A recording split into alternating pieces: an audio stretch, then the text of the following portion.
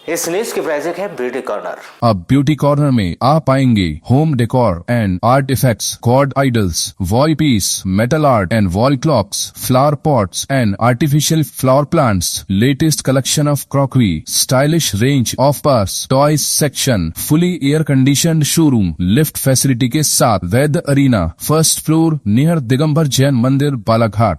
कोतवाली पुलिस ने महेश सोनवाने की हत्या करने के आरोप में उसकी पत्नी सरिता सोनवाने और उसका प्रेमी कमलेश कोहरे को गिरफ्तार कर लिया है।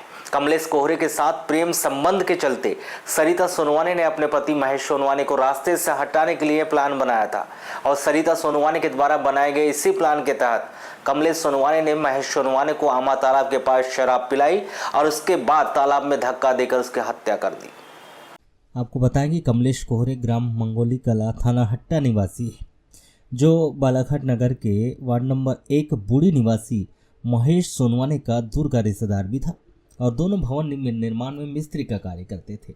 कमलेश कोहरे का महेश सोनवाने के घर बूढ़ी आना जाना लगा रहता था।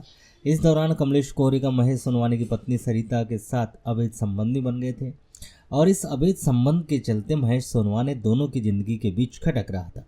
तभी सरिता सोनवाने ने अपने पति महेश सोनवाने को रास्ते से हटाने के लिए एक प्लान बनाया और इसी प्लान के तहत 26 नवंबर को कमलेश कोहरे ने महेश सोनवाने के घर आया था।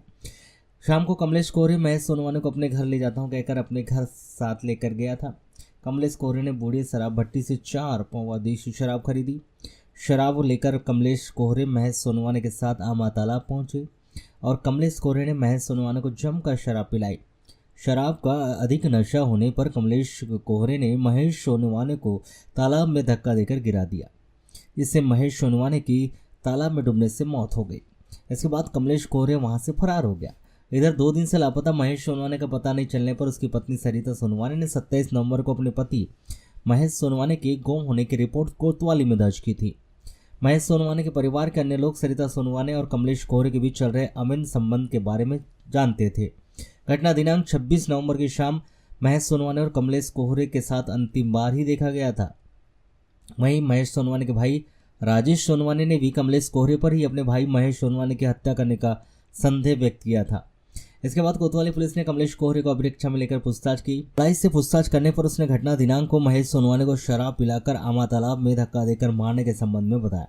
28 नवंबर को महेश सोनवाने का शव आमा तालाब से बरामद किया गया था। 29 नवंबर को कोतवाली पुलिस ने महेश सोनवाने का शव का पोस्टमार्टम करवाकर परिजनों को सौंप दिया है और मर्ग के जांच के उपरांत महेश सोनवाने की हत्या और हत्या के साक्ष्य भी छुपाने के आरोप में महेश सोनवाने की पत्नी सरिता और कमलेश कोहरे को गिरफ्तार कर दोनों से पूछताछ की जा रही है।